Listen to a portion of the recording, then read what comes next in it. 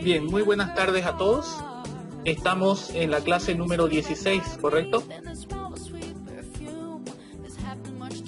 Estamos ya terminando la unidad 5, que es la perspectiva psicoanalítica de la personalidad, que como bien lo recordarán, nosotros hemos dedicado prácticamente 6 clases a esta perspectiva. Y es porque lógicamente conlleva un abordaje bastante extenso, ¿no? Como lo hemos podido ver. Bien, haciendo un poco mención de esta perspectiva, podríamos decir que, como bien lo habíamos recalcado en su momento, que aquí prima el conflicto, ¿verdad? Y a partir del conflicto es que se va a formar la personalidad desde el punto de vista freudiano. Entonces creo que tenemos que empezar a ver las claves y las diferencias en cada una de las perspectivas que vayamos avanzando, porque cada una de las perspectivas tiene una pequeña, vamos a decir, un pequeño término clave que permite ya comprender a partir de ese término cómo se estructura la personalidad y cuál es la dinámica interna, ¿verdad? Que juega alrededor de este término. Bien, nos habíamos quedado, si mal no recuerdo, en el primer mecanismo de defensa, ¿verdad? Estamos en el punto 4 o el capítulo 4, patología, ¿correcto? Perfecto, ok. Bien, habíamos visto entonces la represión como mecanismo de defensa. Vamos a compartir la diapositiva. Perfecto, ok. Entonces estamos en el capítulo 4, patología. Ya habíamos visto lo que son las formaciones del inconsciente y el papel que juega en la estructura de la personalidad. Habíamos visto las conductas dentro de ese mismo capítulo, habíamos visto las conductas accidentales, ejemplificamos un poco al respecto. Y el último punto que nos falta dentro de este capítulo sería mecanismos de defensa, ¿ok? Recordarán ustedes que habíamos concluido la anterior clase con el supuesto de que el yo no realiza un trabajo al 100%, ¿verdad? Es decir, que si hiciera un trabajo al 100%, nunca sentiríamos ninguna angustia ni ningún tipo de ansiedad, ¿verdad? Cosa de que no ocurre eso. Más al contrario, nosotros sí sentimos ansiedad, nosotros sentimos angustias, porque obviamente las estrategias no cumplen del todo, no cumplen la función del todo. ¿Okay? Perfecto, bien. ¿Alguien me puede definir lo que es represión? Adelante, Alex. Es la estrategia que implica que el inconsciente reprime el recuerdo traumático para que el consciente no lo analice. Correcto, sí, en efecto. Esta estrategia fue muy estudiada por Freud. Sin embargo, Anna Freud ya implementó otros mecanismos que nosotros utilizamos en nuestra cotidianidad, ¿verdad? Para evitar una situación estresante. En este caso, la represión, como bien tú lo dices, Alex, es un mecanismo que intenta evitar que una situación estresante o un determinado impulso ingrese a la conciencia. Entonces es mandado nuevamente o enviado nuevamente al inconsciente. Pero nosotros sabemos que al no cumplir con un trabajo al 100%, obviamente no se queda en el inconsciente, ¿verdad? Sino que retorna a la conciencia disfrazado de síntoma, ¿verdad? Entonces, el mecanismo de represión, la finalidad del mecanismo de represión sería entonces evitar que algún acontecimiento, un evento estresante, interpretado desde la conciencia como un evento estresante, ingrese a la conciencia misma. Entonces, enviándola directamente al inconsciente. ¿Okay? Bien, sin embargo, sería bueno ampliar un poco la lectura respecto a la represión porque hay otros mecanismos que también Freud los estudió que tienen similar función a la represión, que es la condensación y el desplazamiento. ¿Okay? Pero considero de que en otras materias nosotros, bueno, ustedes lo van poder analizar con mayor profundidad. Bien, vamos con la negación. La negación es un mecanismo que niega que un evento traumático o una experiencia ansiógena o estresante haya ocurrido realmente. ¿Okay? Esto quiere decir de que la negación, más allá de reprimir, lo que intenta es negar. ¿Okay? Entonces, se me viene a la mente de pronto la figura de la madre que tiende la cama todos los días de su hijo fallecido, pretendiendo de que éste retorne algún día, ¿verdad? Ese es un acto de negación, por supuesto, una negación. Bien, vamos con proyección. Para entender lo que es proyección necesitamos tomar en cuenta tres componentes, ¿ok? El primer componente es el componente de el depositante. El segundo es lo depositado y el tercero es el depositario. Bien, vamos con el primero, el depositante. El depositante, lógicamente, es el sujeto que va a realizar la proyección. Lo depositado se refiere al atributo que nosotros censuramos en nosotros mismos. Es ese contenido censurable, es lo que nosotros vamos a denominar como lo depositado. ¿Okay? Es el atributo que nosotros consideramos que es negativo, estresante o censurable. Y el depositario es el sujeto al que nosotros vamos a depositar ese contenido censurable para nosotros o estresante para nosotros. Entonces, vamos de nuevo. El primero es el depositante, ¿verdad? Es el sujeto de la proyección. Lo depositado es el contenido o atributo que nosotros vamos a censurar en nosotros. Por tanto, lo vamos a enviar a otro sujeto. Y el depositario es el sujeto al que nosotros vamos a depositar ese contenido que rechazamos en nosotros. ¿Okay? Estos son los tres componentes entonces de la proyección. Sin estos tres componentes no podemos hablar de proyección. Vamos al cuarto, racionalización. A ver, en el caso de la racionalización tenemos que entender que este mecanismo de defensa que tenemos o que ocupamos no intenta reprimir, no intenta negar ni intenta proyectar, sino intenta dar un sentido lógico a una situación estresante. ¿Ok? Entonces, en este caso, la racionalización es un mecanismo que inicia ante el fracaso de la represión. Es decir, cuando no se puede reprimir un determinado contenido censurable para la conciencia, lo que nosotros hacemos usualmente es darle un sentido lógico a esa situación. Pero que en apariencia es lógico, ¿no? Porque no es lógico propiamente, sino que en apariencia nosotros estamos tratando de encajar lo que no encaja. Entonces,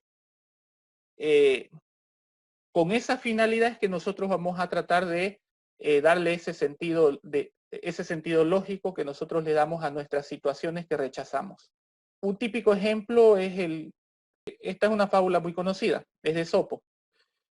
Bien, consiste en, bueno, un zorro que intenta alcanzar las uvas de un árbol y tras varios intentos fallidos, inmediatamente el zorro lo razona como que estuviesen podridas las uvas, ¿no? Dice, bueno, al cabo que ni quería porque estaban podridas las uvas. Pues, entonces se dan cuenta que ahí hay una racionalización del zorro, ¿verdad?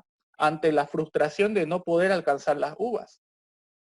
Entonces, si nosotros vamos más allá con este análisis sobre el mecanismo de racionalización, podremos decir que la ciencia incluso puede ser una forma de racionalización, ¿verdad? Porque la ciencia de alguna manera se instaura dentro del espacio de lo imaginario. Por tanto, como está en lo imaginario, nosotros tratamos de dar algún sentido a una realidad que no comprendemos del todo. Y a eso es lo que nosotros le vamos a llamar ciencia. Entonces, podemos dar muchos ejemplos de racionalización, pero creo que se entiende la idea, ¿verdad? ¿Alguna pregunta hasta aquí?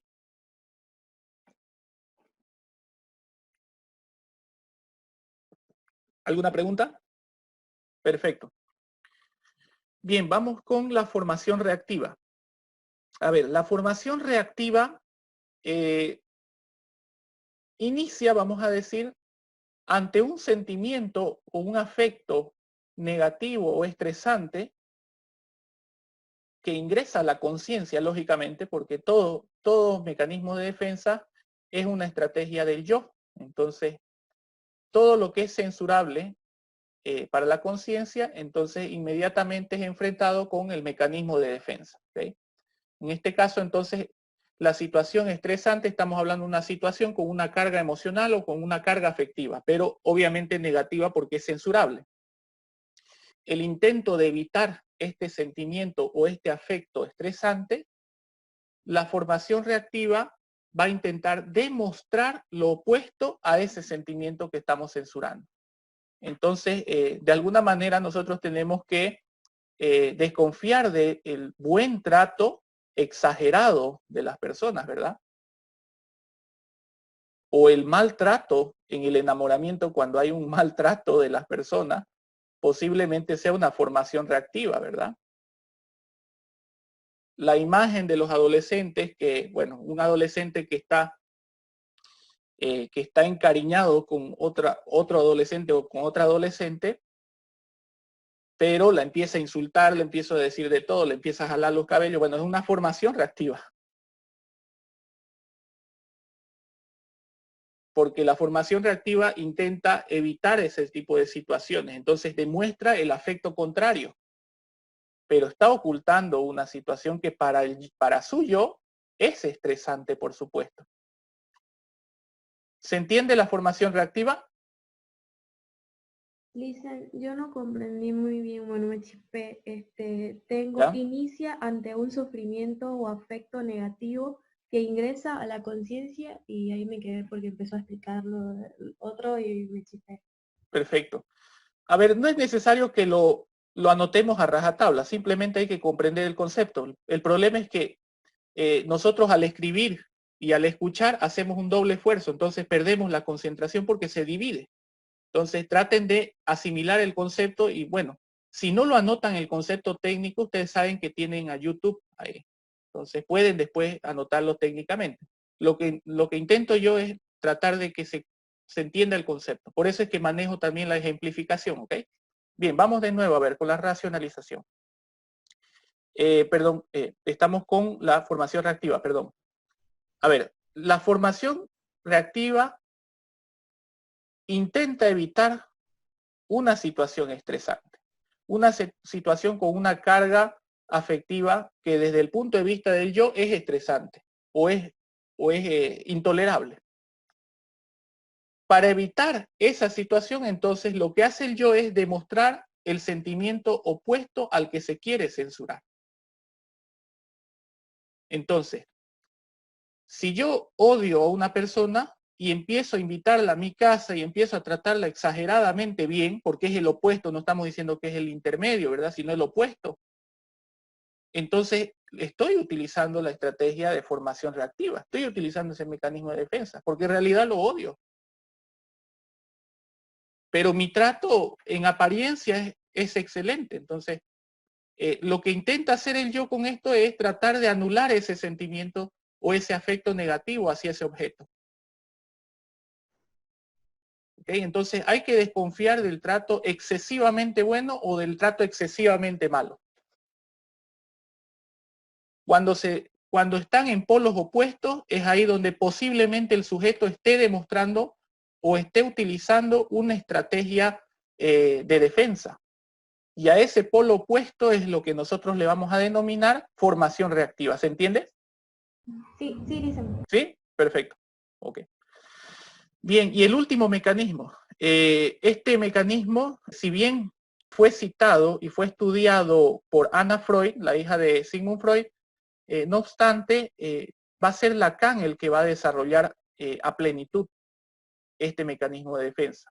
Es un mecanismo de defensa poco conocido, por supuesto. Es complejo de entender y lo va a desarrollar Lacan. ¿Ok? A ver, forclusión viene del término freudiano Verwerfung. Nosotros entonces en algún manual psicoanalítico que leamos por ahí, puede ser que esté citado por el término freudiano, que es en alemán, lógicamente. Verwerfung, que significa forclusión, traducido al castellano. A ver, la forclusión significa el vacío o deformación de los significados de determinados significantes. No nos perdamos en esto. Recuerdan que en la anterior clase habíamos visto que los signos lingüísticos en comparación a la estructura del inconsciente funcionaban de manera similar, ¿verdad? Estaban compuestos por asociaciones. En este caso habíamos dicho que un signo lingüístico son dos caras de una misma moneda, entre el significante y el significado, ¿verdad? O el referente y lo referido. El referente o el significante será el objeto o la palabra acústica que nosotros vamos a utilizar para denominar a ese objeto real.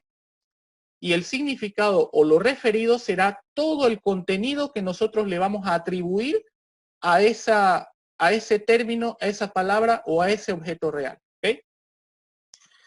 Bien, entonces, aquí fíjense que se relaciona mucho con, nuevamente con las asociaciones lingüísticas, porque estamos hablando de el vacío o deformación de los significados, no de los significantes, sino de los significados.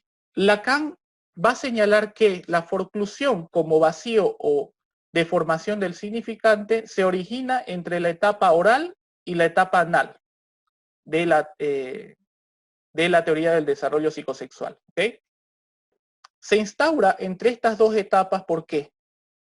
Porque entre estas dos etapas el sujeto comienza a nutrirse de las figuras parentales.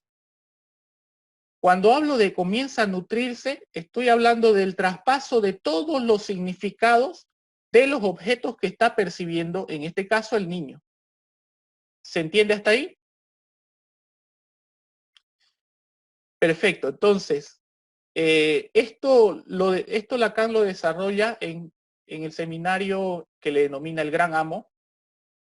El Gran Amo, entonces, a los ojos del niño o la niña, serán las figuras parentales que están nutriendo todos los conocimientos y experiencias que necesita para funcionar dentro del mundo, ¿verdad? Entonces, a esas figuras parentales o a esa figura parental, Lacan le va a denominar como el Gran Amo. Entonces, ¿qué es lo que ocurre entre estas etapas para que se forme la forclusión como vacío y deformación del significado? Ocurre la refractación del deseo, es lo que va a denominar Lacan como refractación del deseo. Esto quiere decir que en el periodo entre la etapa oral y la etapa anal, las figuras parentales no transmiten los significados al niño o a la niña, sino que los transmiten de manera deformada los significados. Entonces, la forclusión va a ser una huella que va a dejar a partir de esta refractación del deseo. Una huella en el sentido de que va a haber un vacío en los significados, ¿verdad? Un vacío que el yo tiene que llenar de alguna manera. Porque los objetos, no se olviden que los objetos tienen significado. Entonces el yo tiene que buscar de alguna manera ese significado para que no quede vacío. Entonces, ¿por qué utiliza este término de refractación del deseo Lacan? Porque hace una analogía entre la refractación del deseo con la refractación de la luz, que es un fenómeno físico. Fíjense que cuando la luz traspasa el agua, se deforma, ¿verdad? Lo mismo va a ocurrir en esta etapa, en el momento del traspaso de todos los conocimientos y todos los significados de los significantes. Entonces, fíjense que la forclusión es un mecanismo de defensa ante el vacío o la pérdida de significado de determinados significantes. Por ejemplo, si a una estructura, a un sujeto con estructura psicótica, yo le pregunto, ¿qué es esto? Y me dice elefante, es un elefante porque tiene 4 patas, y entonces yo estoy observando de que está forcluyendo, ¿verdad? El yo está forcluyendo porque está deformando el significado de este objeto. ¿Ok? Entonces, y es un mecanismo de defensa, no estoy hablando de algo patológico, estoy hablando de un mecanismo de defensa, solamente que este tipo de mecanismo de defensa no todos lo ocupamos, no todos lo conocemos, solo determinadas estructuras de personalidad. En este caso, bueno, ya les di el tipo de estructura, que es la estructura psicótica, ¿verdad? Entonces, el yo forcluye el significado de un determinado significante e inmediatamente atribuye otro significado. Y es lo que nosotros decimos, lo está imaginando, ¿verdad? Porque el psicótico va a imaginar ese significado ante el vacío de sus significados de determinados significantes. Bien, entonces... Disculpe, sí, adelante, licenciado. adelante. Entonces, ¿la forclusión solamente se da en estructuras psicóticas? Correcto, así es. La mayoría de nosotros tenemos una estructura neurótica. Ahora lo vamos a ver por qué. Sin embargo, en las estructuras psicóticas, el mecanismo por excelencia del psicótico es la forclusión, por supuesto. Por eso es que el significado está deformado. Y lógicamente es un mecanismo de defensa de la estructura psicótica porque no puede quedar vacío. Los significantes no pueden quedar vacíos. Y como Lacan lo relacionó con la refractación del deseo que se da entre la etapa oral y la anal, donde existe también una deformación de esos significados por parte de las figuras parentales, es decir, el gran amo, entonces podemos afirmar que padres psicóticos engendran o producen hijos psicóticos. ¿Se dan cuenta, verdad? Y bueno, desde el punto de vista genético dirán, bueno, pero es que el padre tiene un gen de la psicosis. Por tanto, también los hijos tienen una alta probabilidad de nacer psicóticos. El psicoanálisis dirá que en una etapa temprana donde se tenía que atribuir o se tenía que proporcionar los significados a los significantes, resulta de que se van a proporcionar significados que también están deformados. Entonces hay como que aquí una confusión entre lo genético y lo psicosexual, ¿verdad? En este caso, entonces, depende de la posición. Yo siempre les he dicho que depende de la posición en la que vamos a partir, ¿verdad? Para poder explicar algo. Si nosotros partimos de la posición del psicoanálisis, nos dirá, bueno, esto ocurre en una etapa temprana, pero no significa de que porque sea temprana es que hay un gen que esté relacionado. Sin embargo, si nos ponemos desde el punto de vista de un genetista del comportamiento, nos dirá, bueno, hay alta probabilidad de que haya un gen también implicado en esto. Depende de la posición en la que vamos a partir. ¿Okay? Y estamos en el 60%, 60-70% del avance de la asignatura, por si acaso. Falta también saber qué es lo que va a aportar Carl Jung en todo esto. ¿Qué es lo que va a aportar Carl Rogers en todo esto?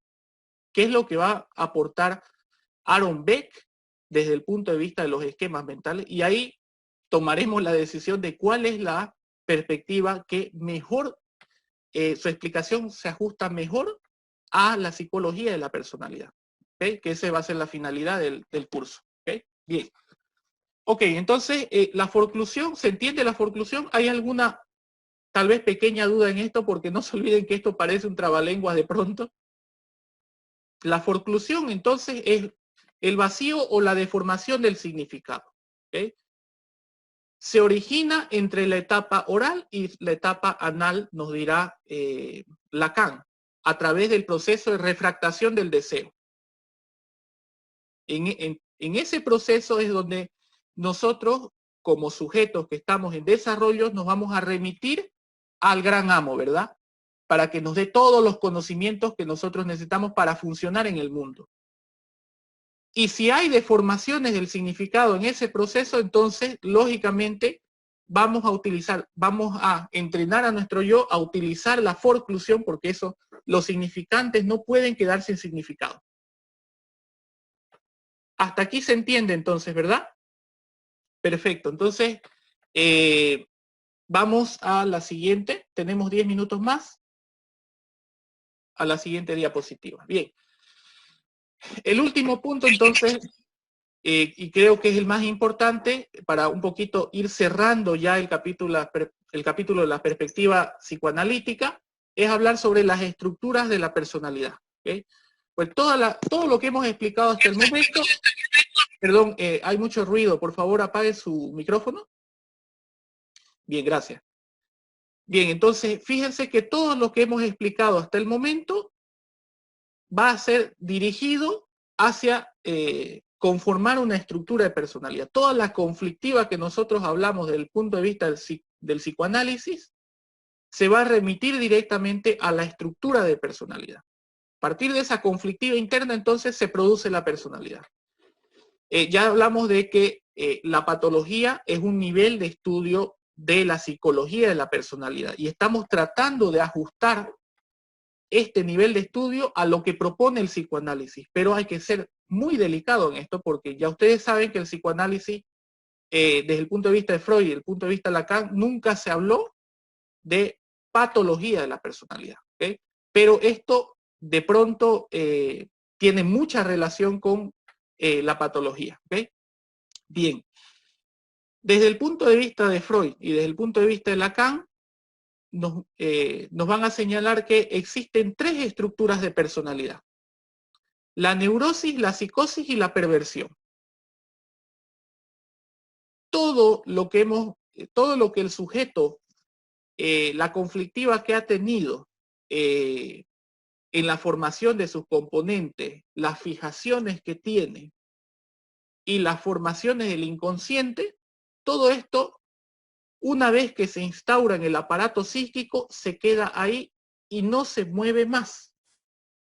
Nosotros podemos racionalizar nuestra estructura de personalidad, podemos darle un aparente sentido, podemos reprimir en el caso de que censuremos una realidad que no se ajusta a nosotros, pero si bien nosotros podemos reprimir, no quiere decir de que nosotros estamos cambiando de estructura.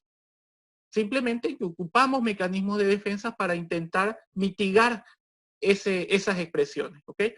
Entonces, lo que se instaura en el periodo del desarrollo psicosexual se queda ahí y no se mueve más.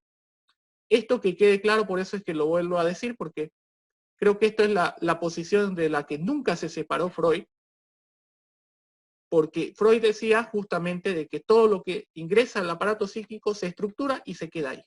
Bien. Ok, vamos un poquito a sistematizar esto, ya para darle un cierto orden. Vamos primero con las neurosis. Las 3 estructuras de la personalidad tienen sus formas básicas también, es decir, sus formas básicas en el sentido diferencial del término. En cuanto a la neurosis, podemos decir que las formas básicas de esta son las neurosis de angustia o fóbica,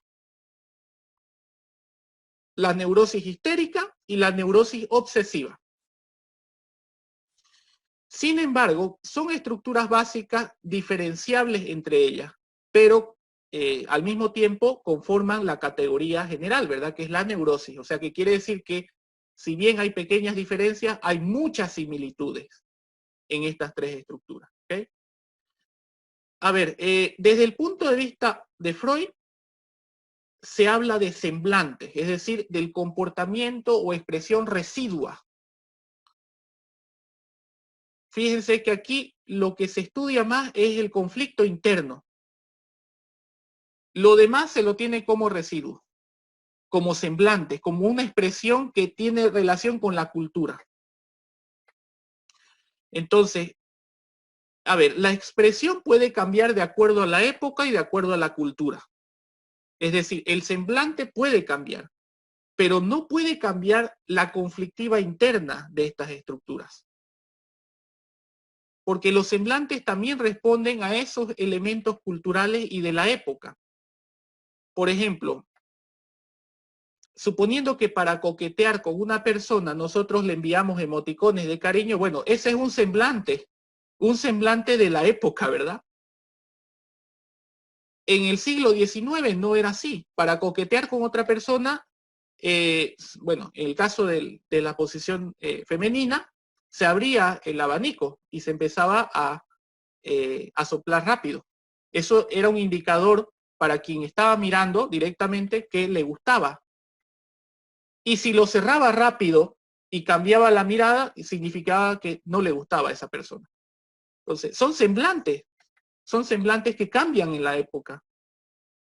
Pero las conflictivas son exactamente iguales. O sea que las conflictivas internas del ello, el superyo y el yo no van a cambiar. Las formaciones del inconsciente no van a cambiar como funciones internas. Simplemente serán los semblantes, la expresión residual de eso, nada más.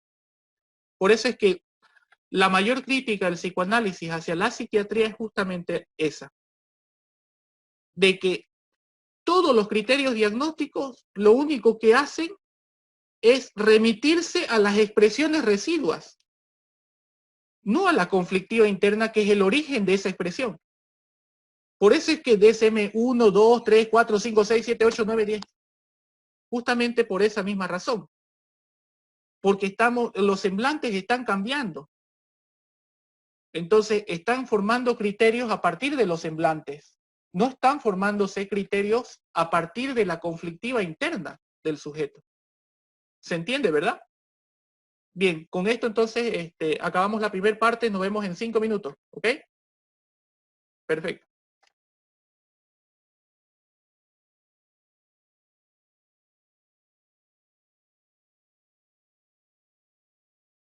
Don't dance on the floor and around.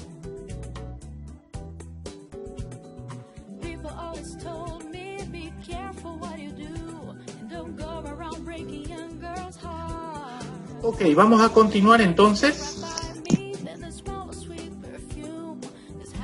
Vamos a compartir nuevamente la diapositiva. Ok, bien, entonces los semblantes, como dijimos hace un momento, son las expresiones residuas, ¿verdad? De la conflictiva interna. Es la superficie de la estructura de la personalidad. Bien. La diferencia entre la posición freudiana y la posición lacaniana en cuanto a los semblantes es que Freud mantuvo hasta siempre la concepción de semblante como expresión residual. Lacan nos dirá que los semblantes son discursos. Entonces, no podemos hablar de estructuras como expresiones conductuales, sino de discursos. El discurso del neurótico, el discurso del psicótico y el discurso del perverso.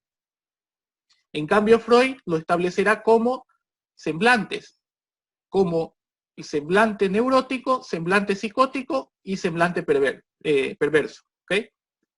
Bien. Ahora, en cuanto a los mecanismos de defensa, si bien se han investigado bastante los mecanismos de defensa como estrategias para evitar una situación angustiante, no obstante, dependiendo de la estructura que nosotros hayamos configurado, tenderemos a utilizar algunos mecanismos de defensa de acuerdo a la estructura. No es que lo vamos a ocupar todos. En esto se diferencia entre las estructuras neurótica, psicótica y perversa. ¿Okay? Entonces vamos a ver cuáles son los mecanismos de defensa por excelencia conforme a cada una de las estructuras. Bien, a ver, vamos con la neurosis, la estructura neurótica. ¿Okay? Vamos a decir de pronto entonces que la estructura neurótica se caracteriza por la queja permanente. ¿Okay? El sujeto neurótico está en esa eterna renegación de la realidad. Renegación en el sentido de renegar, de quejarse de la realidad y no asumir ninguna culpa, ninguna responsabilidad por ello. Entonces, esta es la característica fundamental del neurótico. Y en ello, en esa queja permanente, nosotros podemos ver una falta de certeza. A diferencia de las otras estructuras que ahorita la vamos a abordar. Hay una falta de certeza. La queja permanente y la falta de certeza. Entonces, esas son las dos características fundamentales. Y la más fundamental de las dos es la queja permanente. El sujeto que reniega de la realidad, que no asume ninguna responsabilidad por sus actos, sino que siempre está en esa queja hacia el otro. Nos daremos cuenta entonces que si hay una queja hacia la realidad o hacia algún objeto de la realidad, entonces hay una, vamos a decir, proclividad de que nosotros atendamos siempre neuróticos en la clínica, ¿verdad? Porque están con demandas todo el tiempo. Este me hizo esto y estoy así por culpa de este. Yo no quise, pero él o ella me obligó a hacer esto. Por eso es que odio a esta persona. Entonces siempre va a haber una demanda. En el momento que hay una queja, hay una demanda. Se instaura una demanda en el sujeto. Bien, a ver, entonces hay una demanda en esto. ¿Okay? Entonces siempre vamos a, con mayor probabilidad vamos a atender neuróticos en la clínica, porque siempre van a venir con una queja. Una queja que la primera interferencia que va a haber es tratar de instaurar alguna responsabilidad en el sujeto sobre su propia realidad. Bien, ¿cuáles son los mecanismos que ocupa el sujeto neurótico? Es decir, desde el semblante neurótico, ¿cuáles son los mecanismos de defensa que se ocupan? La represión, la proyección y la racionalización. Esos son los tres mecanismos por excelencia de la estructura neurótica. ¿Por qué la racionalización? Porque él va a intentar justificar para separarse de la responsabilidad de sus actos. Porque no se olviden que está instaurado en la queja hacia el otro. Entonces no puede asumirse una propia responsabilidad, incluso cuando las situaciones son evidentes. Incluso ante una evidencia de la situación, el sujeto racionaliza inmediatamente. Y esta racionalización se va a ver en la justificación. Ah, sí, lo hice, pero fue porque esta persona me hizo esto. Por eso es que yo respondí de esa manera. Entonces, se racionaliza porque se da una aparente lógica en el discurso o en la estructura que va a permitir continuar con esa queja hacia la realidad. ¿Por qué decimos proyección? Si hay una queja hacia la realidad, tiene que haber una proyección. Tiene que haber una proyección, porque el sujeto va a depositar siempre esa frustración en los objetos de la realidad. Va a ser proclive a eso. Si no asume alguna culpa, entonces quiere decir que es la realidad la culpable, por tanto proyecta esa frustración en el otro. Y bueno, la represión. Cuando la realidad para el neurótico es insoportable, reprime. Sea para el neurótico de angustia, para el neurótico fóbico, para el neurótico histérico y para el neurótico obsesivo. La represión es uno de los mecanismos de defensa por excelencia de esta estructura. Por tanto, la queja hacia la realidad, la queja permanente y la demanda van a hacer que el sujeto sea proclive a ir a la clínica con la mayor cantidad de síntomas, porque no se olviden cómo funciona la represión, ¿verdad? Una vez que se reprime, se almacena, se asocia con un dolor o una angustia y retorna a la conciencia y genera síntomas. Entonces, de las tres estructuras, la estructura que más síntomas presenta siempre es la estructura neurótica, porque el mecanismo de defensa que está utilizando por excelencia es la represión. ¿Se entiende hasta aquí? ¿Alguna duda?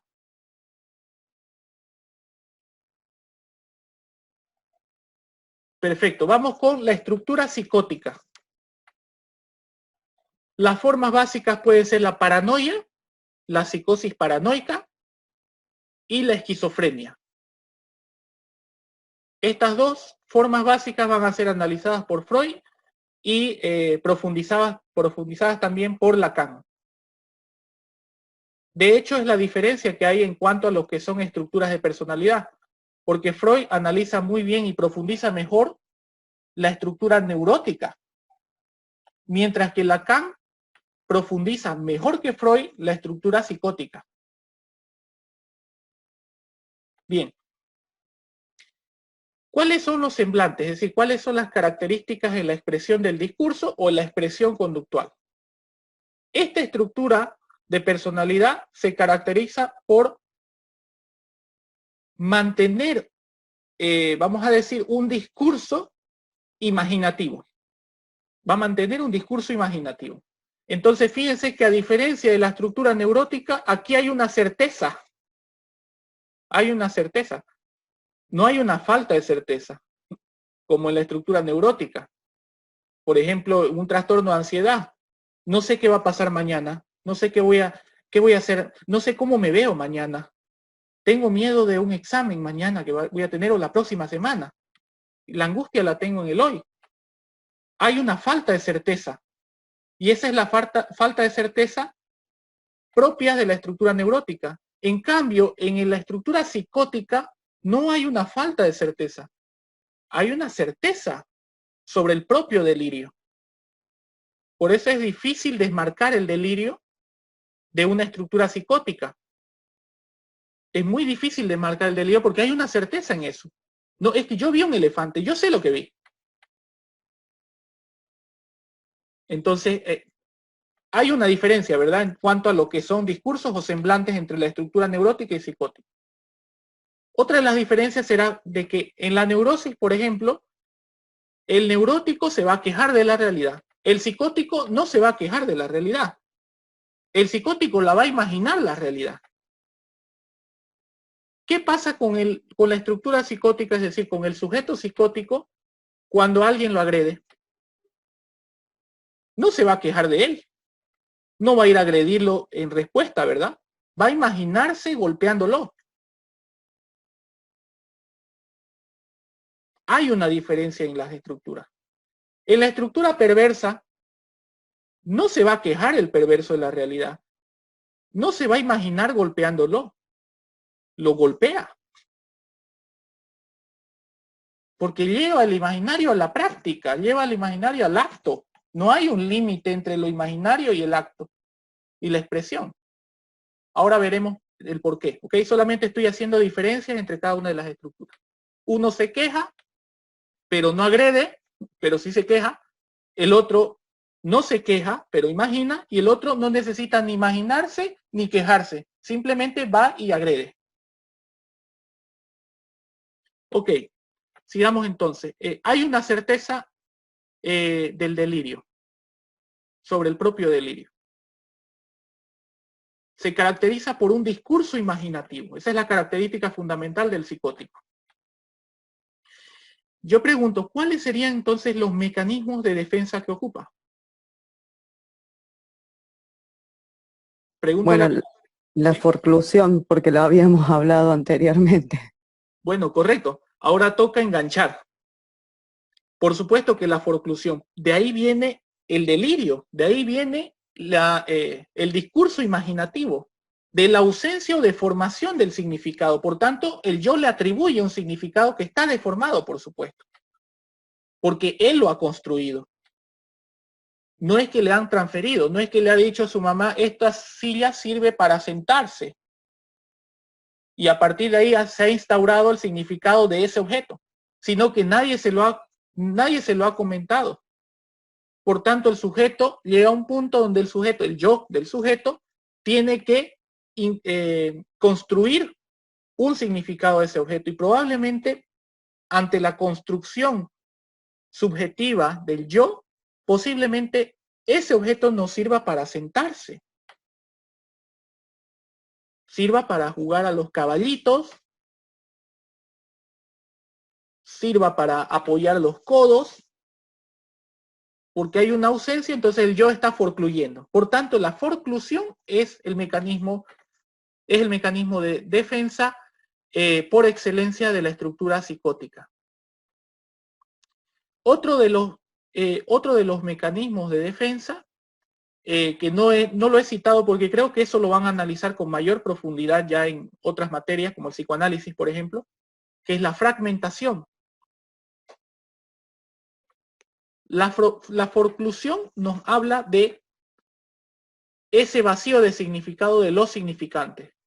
La fragmentación nos va a hablar de la invención del significante, que vemos en la estructura esquizofrénica. Pues nosotros no hablamos de delirio en la estructura esquizofrénica, hablamos de alucinaciones. Crear la realidad. No es forcluirla, crear la realidad. No solamente se trata de que yo voy a adherirle un significado a algo que existe, sino que lo voy a crear de cero.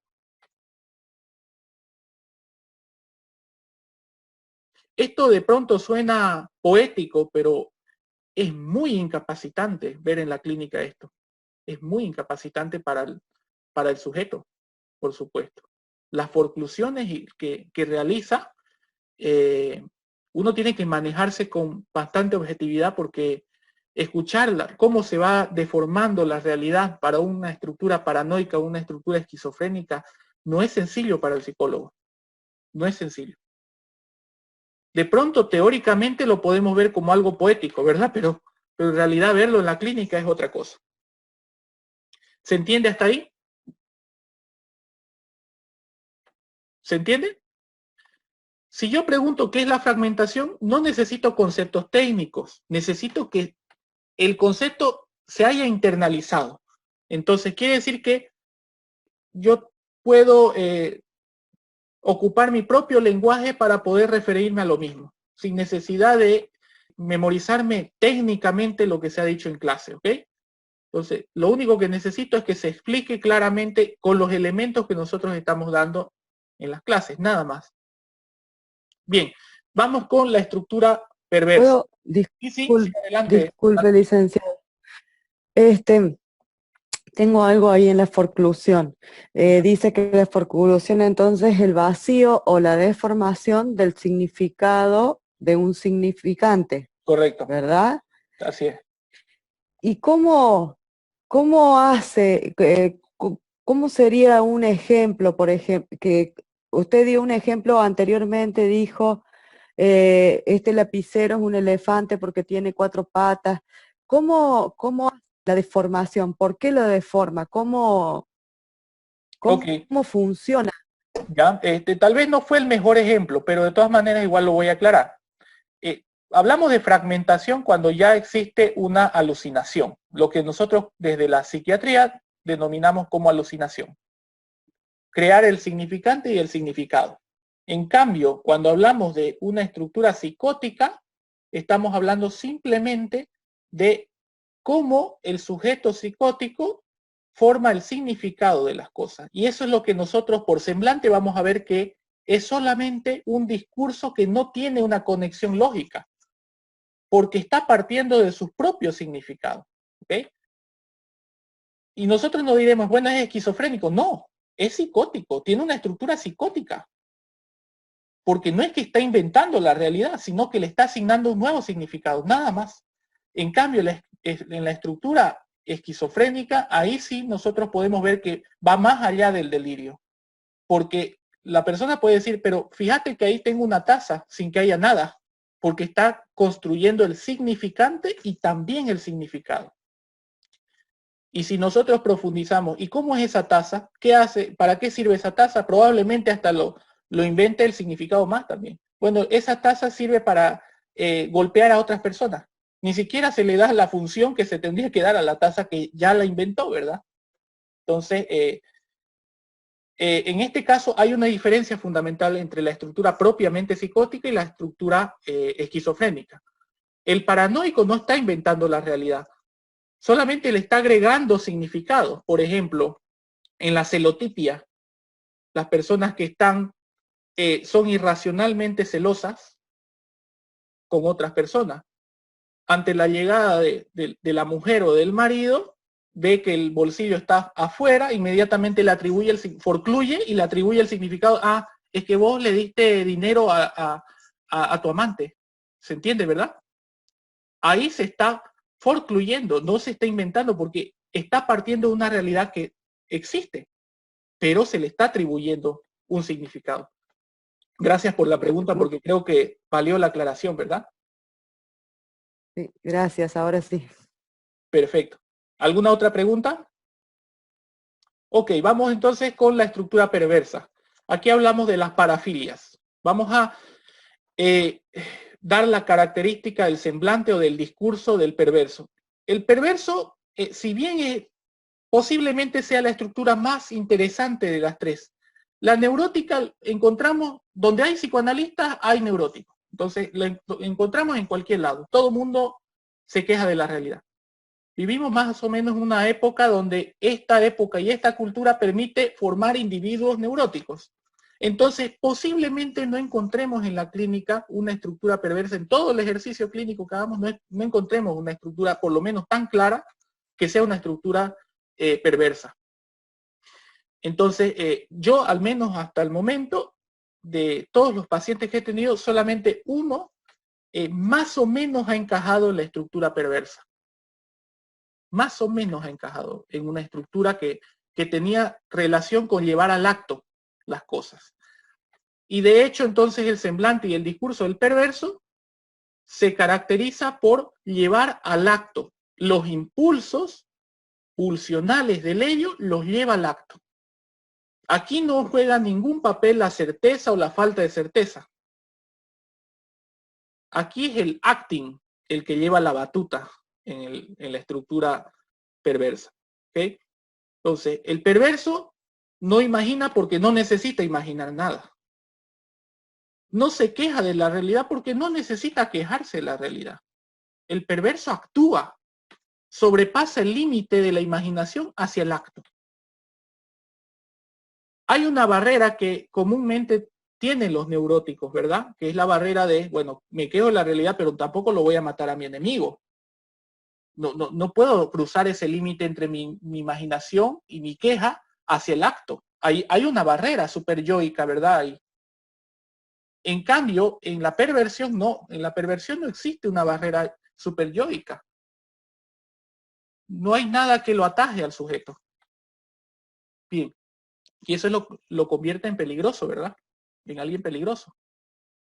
Alguien que no conoce una limitante en el acto. Aquí hablamos de parafilias, ¿ok? Entonces, como formas básicas. Las parafilias, estoy hablando del voyeurismo, el fetichismo, las adicciones a las relaciones sexuales, que ya hemos diferenciado. Las adicciones sexuales generalmente se instauran solamente en la ninfomanía y no es así. De acuerdo a la posición sexuada. La ninfomanía corresponde a la posición sexuada femenina y la satiriasis corresponde a la posición sexuada masculina. Hay diferencia. A veces se habla indiscriminadamente de adicciones a las relaciones sexuales solamente bajo la estirpe de ninfomanía, siendo de que esto se aplica a las dos posiciones sexuadas, ¿okay? Pero los términos correspondientes son diferentes. Y no solamente por terminología, comprenderán que hay una dinámica diferente porque responde a una posición sexual diferente. Entonces hay una dinámica diferente, hay una finalidad diferente, hay un objeto diferente. Bien, ok, entonces todas estas parafilias tienen relación con llevar al acto un fin sexual. ¿Okay? Porque no hay una barrera que permita mitigar o restringir ciertas pasiones, ciertos deseos del sujeto perverso. y en la medida que no hay una barrera, entonces lo lleva al acto. Y en este caso, bueno, sí, dependiendo de cuál sea su forma básica, ¿verdad? Las adicciones pueden instaurarse acá. La característica fundamental entonces del perverso es llevar al acto todos los impulsos pulsionales del ello. ¿Cuáles son los mecanismos de defensa? La racionalización. 1. No es que el sujeto, cuando hablamos de perverso, no quiere decir que el sujeto, el hecho de que el sujeto vaya a entrar al acto, no vaya a sentir ninguna culpa después. No estamos hablando de eso. El sujeto va a sentir una culpa después de realizar, de liberar sus impulsos sexuales. No sé en qué medida, porque es difícil hablar de en qué medida, pero sí va a sentir una culpa. Entonces, como no puede quedar con esa culpa dentro de la conciencia porque tiene que ser censurable, ¿verdad? Entonces lo va a racionalizar. Va a racionalizar ese goce que tuvo. Lo va a justificar. Y en efecto no estamos hablando de una queja acá. Estamos hablando de que llevó al acto. Entonces hay una culpa, inmediatamente el perverso se protege en el mecanismo de defensa de la racionalización. Sí. Bueno, yo recientemente leí un artículo respecto a un director que estuvo acosando a todas un director de una escuela en México, estuvo acosando a todas las estudiantes durante años. Cuando le preguntaron por qué lo hizo, bueno, se justificó, es que llevan faldas. Menudo perverso, menudo perverso. ¿Y quién puso la regla de que lleguen faldas? Se dan cuenta, es una racionalización perversa. Pero en este caso la justificación es de un acto perverso. Es de un acto perverso y se justifica bajo, bueno, es una justificación bastante débil, la verdad. Pero si es soportable para él, probablemente el mecanismo le funciona. Bien. Ok, ¿hasta aquí alguna pregunta? Ese es uno de los mecanismos. El segundo mecanismo, ¿cuál es? La forclusión. Pero aquí tenemos que tener mucho cuidado porque no es una forclusión típica de la estructura psicótica. Hay una deformación, por supuesto. Hay una deformación de significado, pero de las normas. Solamente de las normas. El sujeto perverso lleva al acto un determinado impulso. Si es una parafilia, es un impulso sexual, desviado en su fin y en su objeto. Llevará al acto e inmediatamente forcluirá. Es decir que básicamente las normas no están dentro del aparato psíquico, pero sí están afuera. Entonces, para poder llevar al acto una determinada finalidad sexual, por supuesto que tiene que obviar la norma, ¿verdad? Entonces la va a deformar la norma. Es lo que más o menos, a ver, desde nuestra posición normal y regular, en algún momento nosotros hemos obviado alguna norma y hemos forcluido, pero obviamente no hemos llevado al acto tampoco una perversión. Simplemente en algún momento de nuestra cotidianidad, porque nos convenía. Por ejemplo, al estar en una fiesta y ver la hora que eran las 5 de la mañana, bueno, voy a quedarme 10 minutitos más porque, bueno, no me están esperando, ya están durmiendo. Estoy deformando, siendo de que a las 12 de la medianoche, yo dije que hasta las 1 de la mañana me iba a quedar y no más. Forcluí mi propia norma. De alguna manera la justifiqué, pero la deformé. Es lo que ocupa el perverso. Para poder llevar al acto un impulso sexual o un impulso pulsional, me da igual la finalidad, es necesario que deforme la norma. Que pierda significado para él una norma. Si pierde significado una norma, pierde culpa. ¿Se dan cuenta, verdad? Si la norma continúa, entonces lógicamente no va a poder llevar al acto porque va a ser insoportable para él. Para eso tiene que obviar esa norma, tiene que deformarla o dejarle el vacío a esa norma.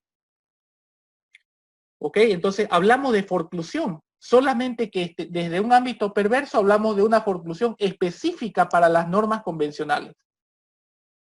Por eso es que fíjense que la norma puede ser no escupir en la calle, pero si yo la deformo o pierde significado esa norma, entonces lo hago. Y después racionalizo, bueno, lo hice por esto, pero la racionalización viene después de que ya pasé al acto. Pero ¿qué es lo que debería atajarme en ese momento? La norma. Pero la norma está forcluida, por tanto, entonces doy paso al acto. ¿Se dan cuenta, verdad? Un antes y un después. La racionalización viene después. La forclusión viene durante. Entonces, solamente el perverso va a forcluir la norma, las normas convencionales, sociales, y cualquier norma judiciales incluso, que implique no poder dar paso al acto. ¿Alguna pregunta hasta aquí? ¿Se entendió? Perfecto, bien. Vamos entonces al último punto y ahí concluimos con la perspectiva psicoanalítica de la personalidad. Bien, a ver, la orientación evaluativa, ¿cuál es? ¿Proyectiva o psicométrica? La respuesta no es obvia, en ese caso. ¿Proyectiva o psicométrica? Proyectiva. Hasta ahí estamos bien. Sin embargo, yo no recuerdo haber leído algún manual de Freud o algún ensayo donde les haya leído haya hecho un DFH a alguien o que le haya mostrado una lámina de Rorschach a nadie.